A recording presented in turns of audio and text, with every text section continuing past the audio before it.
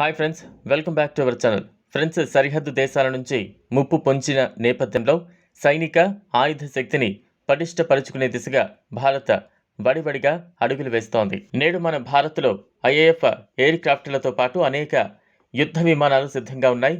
ఆ వివరాలేంటో ఇప్పుడు చూద్దాం. సో ఈ వీడియోను ఎక్కడా స్కిప్ చేయకుండా పూర్తిగా చూడండి. ఈ వీడియోను ఇప్పటివరకు లైక్ చేయకుండా ఉంటే ఇప్పుడే ఒక లైక్ వేసుకుని ఇలాంటి కొత్త జెన్యూన్ అప్డేట్స్ కోసం మన ఛానల్ని సబ్స్క్రైబ్ చేసి బెల్ సింబల్ను ప్రెస్ చేయండి. ఇక వివరాల్లోకి వెళితే, సరిహద్దు దేశాల నుంచి ముప్పు పొంచి ఉన్న నేపథ్యంలో ఆయుధ శక్తిని పటిష్టపరుచుకునే దిశగా భారత్ వడివడిగా అడుగులు వేస్తోంది. కొత్తగా 114 ఫైటర్ జెట్స్ కొనుగోలుకు భారత వాయుసేన ప్రణాళికలు రచిస్తోంది. అయితే వీటిలో 96 విమానాలు మేడ్ ఇన్ ఇండియాలో భాగంగా భారత్లోనే తయారు కానున్నాయి. ఫలితంగా ప్రధానమంత్రి నరేంద్ర మోదీ ప్రభుత్వం తలపెట్టిన ఆత్మనిర్భర్ భారత్ వైపు దేశం మరో అడుగు వేసినట్లు అయింది.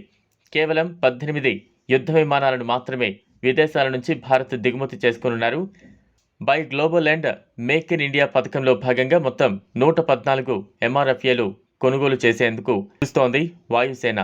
ఈ పథకంలో భాగంగా విదేశీ విక్రయదారులతో భారత సంస్థలు భాగస్వామ్యాన్ని ఏర్పరచుకోవచ్చు. ఇటీవల భారత వైమానిక దళం విదేశీ యుద్ధ విమాన తయారీ సంస్థలతో సమావేశం నిర్వహించింది. మేక్ ఇన్ ఇండియా ప్రాజెక్టులో భాగస్వామ్యం అవడంపై ఇందులో వారు చర్చించారు.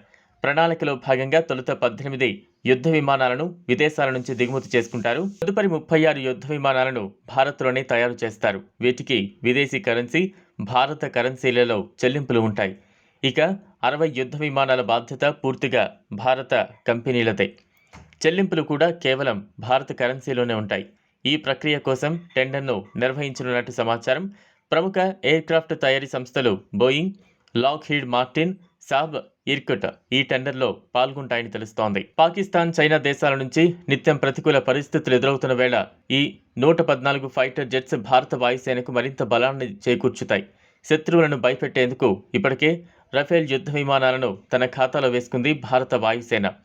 రఫేల్తో పాటు మరికొన్ని అత్యాధునిక ఆయుధాల కొనుగోళ్లకు ఆర్డర్లు ఇచ్చింది. ఇక పాతవిగా మారిన మిగ్ సిరీస్ యుద్ధ విమానాలను కొత్త వాటితో భర్తీ చేయాలని భారత వైమానిక దళం కోరుకుంటోంది. 5వ తరం అడ్వాన్స్డ్ మీడియం వద్ద విమానాల ప్రాజెక్ట్ సంతృప్తికర స్థాయిలో ముందుకు సాగుతోంది. అయితే అవి మన చేతికి అందేసరికి చాలా సమయం పడుతోంది. నిర్వహణ ఖర్చులు తక్కువగా ఉండి ఎక్కువ సామర్థ్యం ఉన్న యుద్ధ విమానాల కోసం భారత్ చూస్తోంది.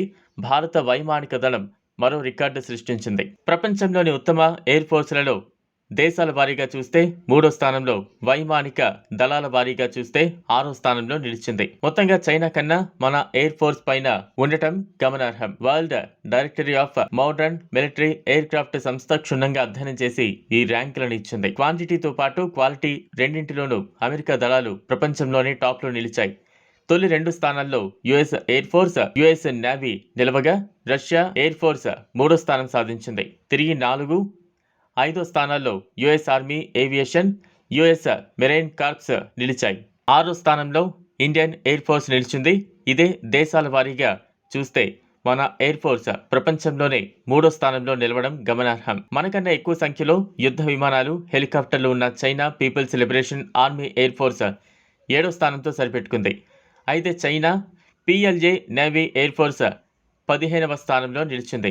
మన ఇండియన్ నేవీ ఏవియేషన్ 28వ స్థానంలో, ఆర్మీ ఏవియేషన్ 36వ స్థానంలో ఉండిపోయాయి. ఓకే ఫ్రెండ్స్, విన్నారుగా. ఇక ఈ వీడియోపై మీ అభిప్రాయం ఏంటో కామెంట్ రూపంలో తెలియజేయండి.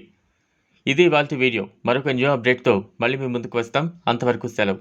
ఈ వీడియో కనుక మీకు నచ్చినట్లయితే లైక్ చేయండి, షేర్ చేయండి. మరిన్ని లేటెస్ట్ అప్డేట్స్ కోసం మా ఛానల్ను సబ్స్క్రైబ్ చేసుకోండి. Thanks for watching.